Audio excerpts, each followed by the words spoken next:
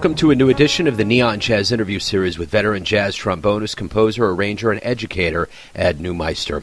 We caught up with him about his new 2021 Quartet CD called What Have I Done? Ed has been on the forefront of creative music across multiple genres for over 40 years. He was born in Topeka, Kansas, and grew up in the San Francisco Bay Area in the 50s and 60s, and playing music at the age of 5 with trumpet, and then switched to the trombone when he was 9. After moving to New York City in 1980, Ed performed for 15 years in the Duke Ellington Orchestra and 19 years with the Mel Lewis Big Band. Over the years, he has also performed with the likes of Jerry Garcia, Gerry Mulligan, Frank Sinatra, Aretha Franklin, Ella Fitzgerald, and the great Sarah Vaughn.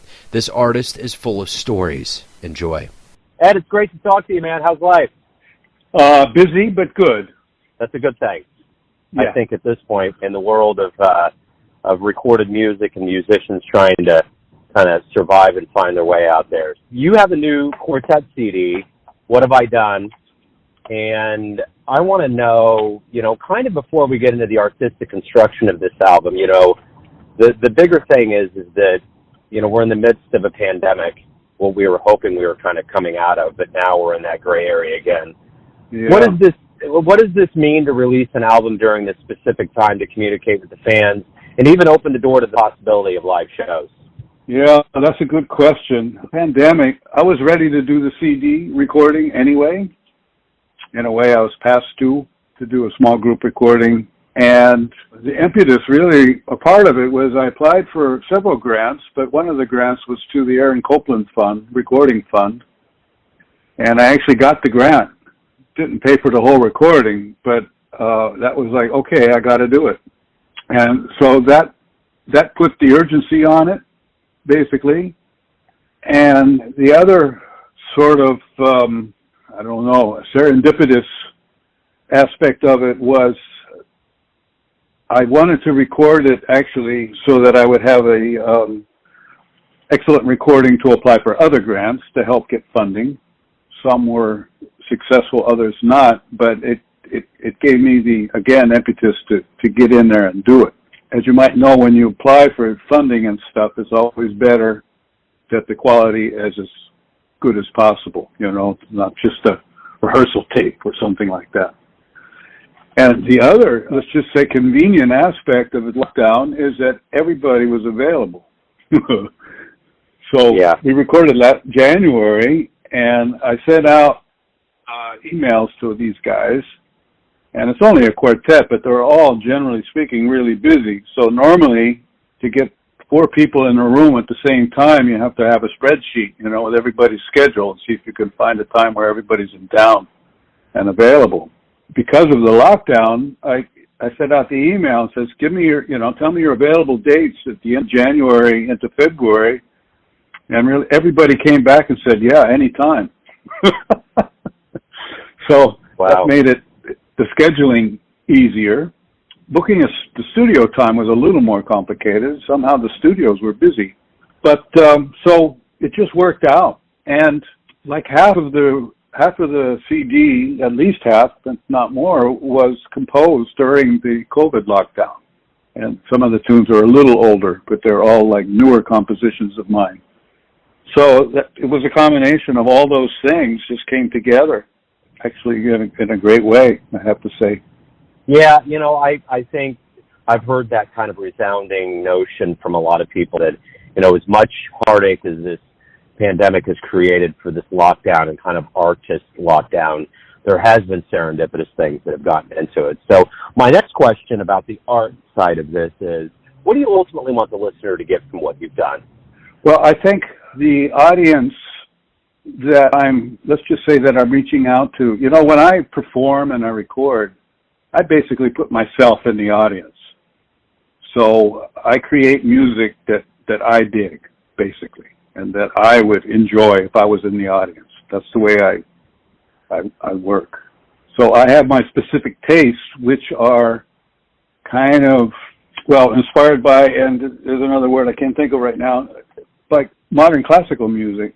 So the compositional aspects is something that I'm hoping people, it's not just a jazz record.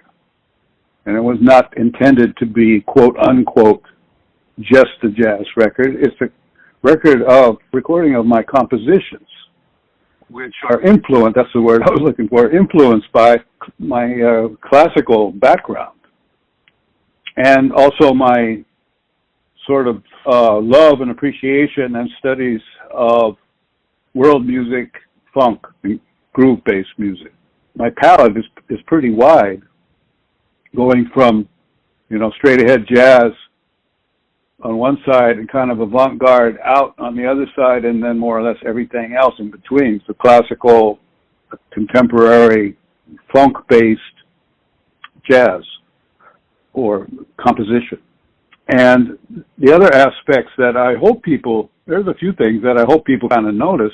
One is that I spent a lot of time, I do my own mixing, so I really focused on things that most jazz records, I think, are not. Just something simple as panning. So the trombone is not in the same place all the time. The piano is not in the same place, the pan, all the time. Sometimes piano is left, the trombone is right. Sometimes the piano is spread across the whole spectrum, left, right. Sometimes the trombone is on the left. Depends what the piano is playing. Bass and the drums were more constant because the drums are spanning the whole pan. So from the left to the right, if he plays a cymbal on the right, you hear it on the right side. If he hits a drum like a tom-tom, that would be, if you're looking at the drums, on the left side, that kind of thing.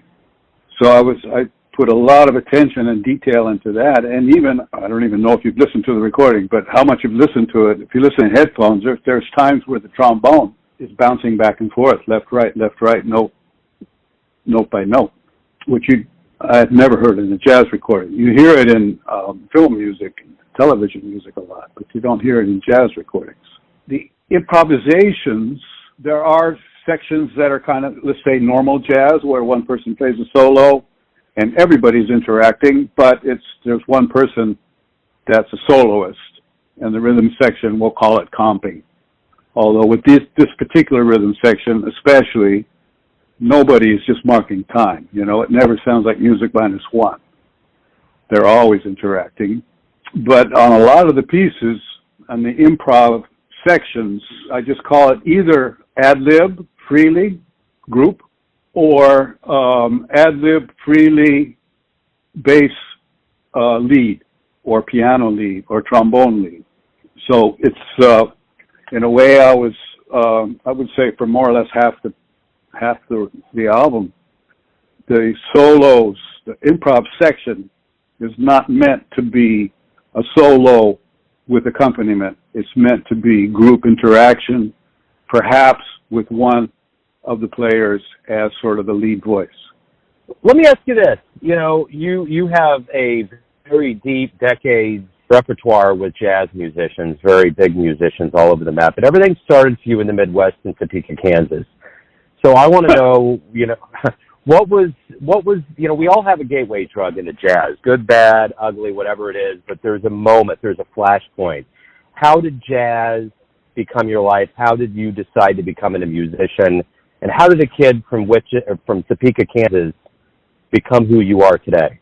Even though I was born in Topeka, Kansas, I didn't really stay there long. My dad was in the Air Force, so I have no memory of Kansas. We lived in Texas after that, and then Japan for 2 years. But I really grew up in the San Francisco Bay Area. I found my father's trumpet in the closet and started playing that when I was 5 years old. When I was 9, I joined a marching band in Oakland, California. It was a private band. You took lessons, private lessons, and you played in the marching band every Saturday, rehearsing all day, and then performing in the evening for the parents. And that was really my, let's say, gateway into the music world, marching band. But as part of this organization, once you worked your way up, so I started as 12th trombone, and then and I'm relatively competitive, so you have to challenge the guy in front of you, it was mostly guys, to move up. So I eventually moved up to the first chair, and then the first 4 chairs played in what they called the stage band, which was essentially a jazz big band. And the first trombonist, now I was 11, 12 years old.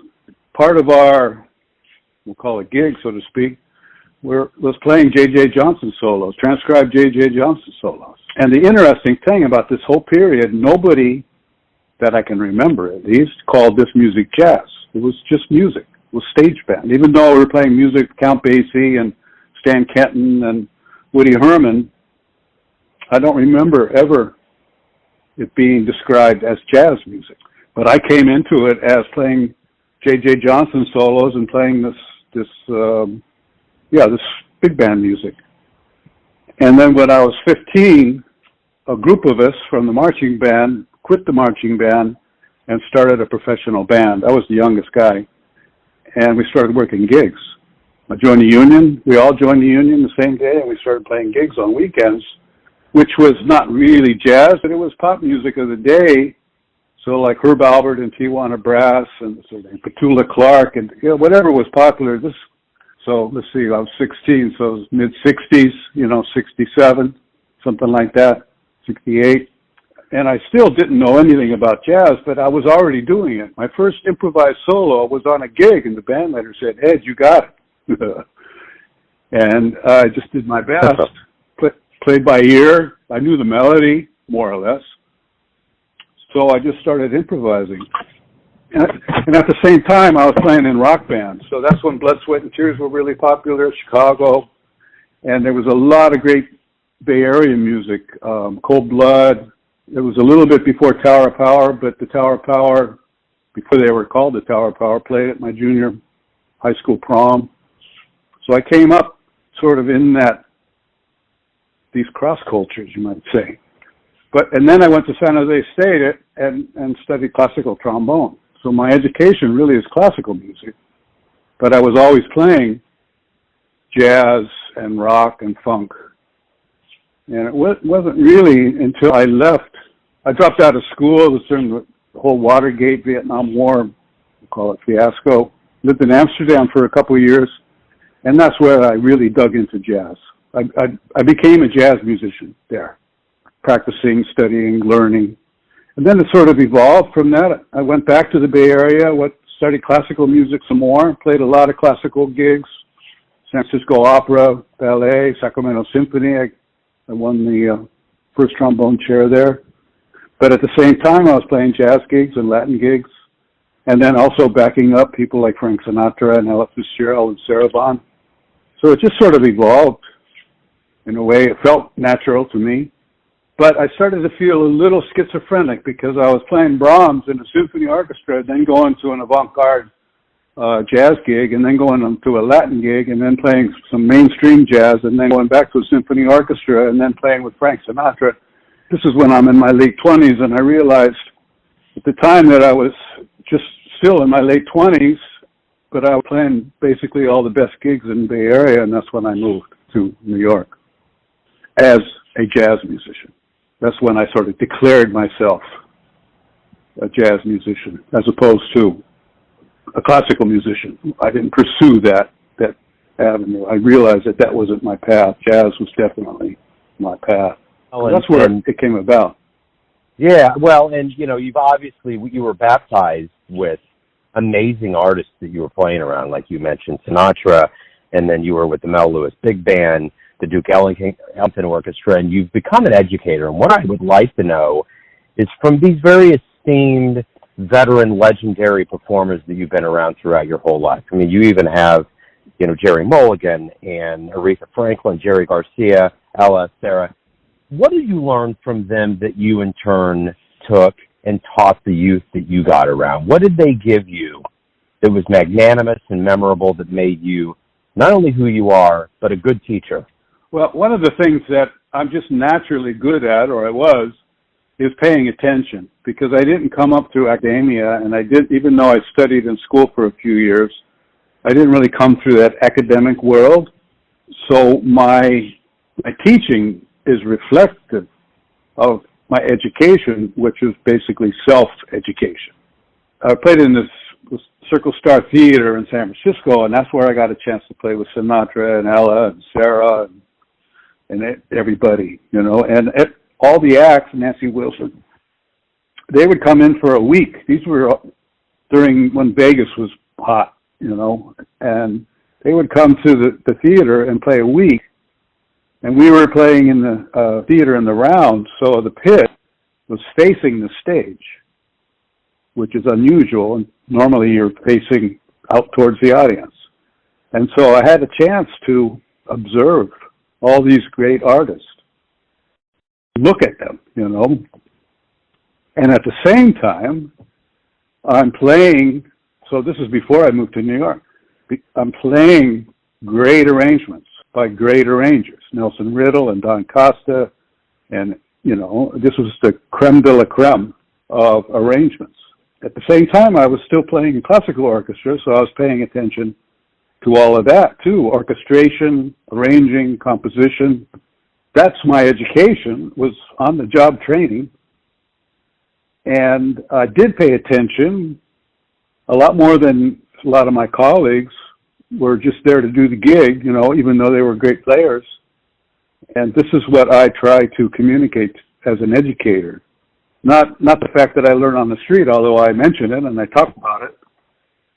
But paying attention is really important. Having the desire to go get what you need to go get. I don't know if that makes any sense. But every student is in a different place, of course, you know. Especially my class teaching, well, especially in my private teaching, I'm the first lesson or two, I'm observing and seeing what the student needs. But even in the classes, I can make a plan and you can design a syllabus and do all that. But until you get there with the students, you don't really know what they need. And all the planning in the world, which is, I mean, it's good to plan, but I realized at the beginning I planned too much and I just felt like I was changing my plans all the time. So nowadays I keep a loose basic plan and we have goals. I'm paying attention to what the students really can use now and what they need and try to incorporate that into my teaching.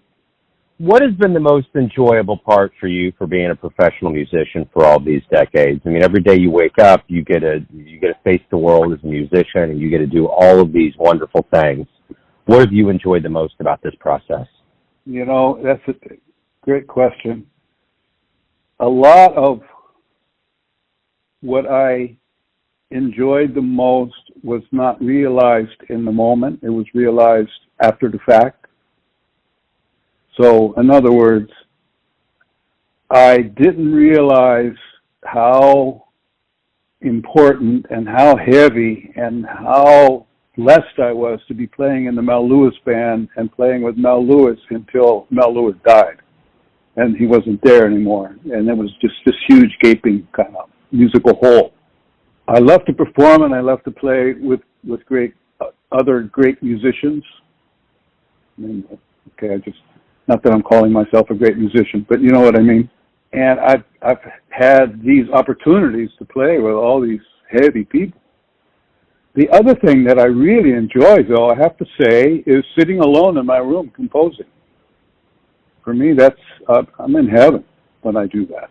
And I'm composing all the time. So it's a big part of my musical, I'll call it personality now, is the compositional aspect. I compose every day. Nowadays, I compose more than I play or practice the horn. So the composition aspect for the last, I guess, 30 years has been kind of my primary focus. But of course, I attach it often to being a player. So my improvisations, my goal is, and I believe this is the way I think when I'm improvising as a composer, as opposed to improvising as a trombonist. You know, my instrument's a trombone, but my goal always is to be composing in the moment and interacting with the other players, which is, especially with great players, I love to interact with other musicians in the moment. Whether we're playing totally improvised music or combination composed and improvised music, or and or absolutely, totally composed and notated music. There's still a collaborative aspect, or there should be, I should say. Sure.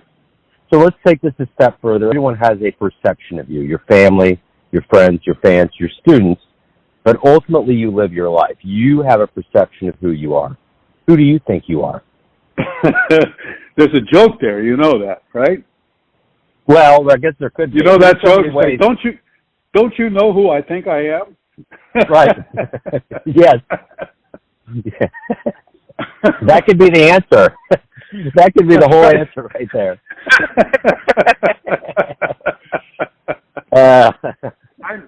Like I said, I'm the composer. It turns out I'm a good teacher.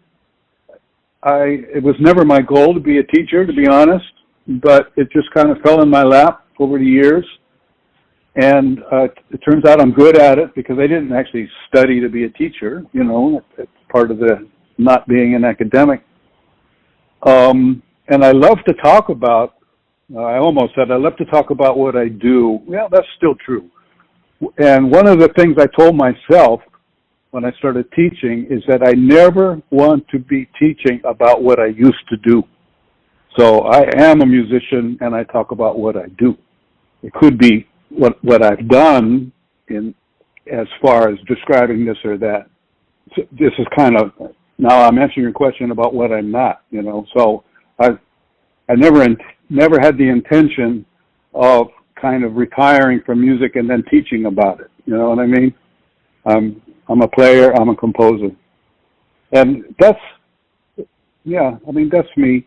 I'm going to a high school reunion in a couple of weeks, and which I haven't been to. So I'm a class of 1970, and as part of our little forum, we had to do a little bio, and they asked to describe yourself, like in a short. What are your interests? And I said, well, my main interest is music, and music in that order.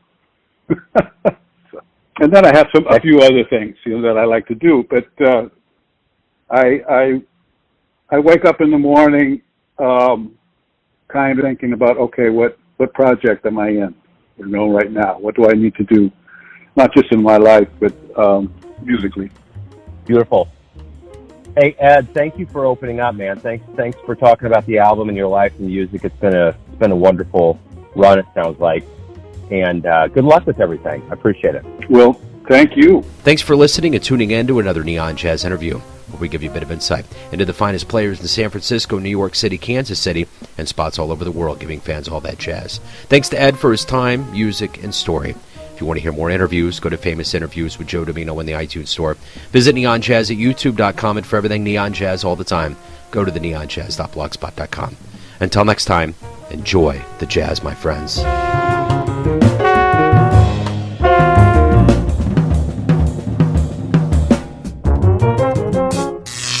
Neon Jazz.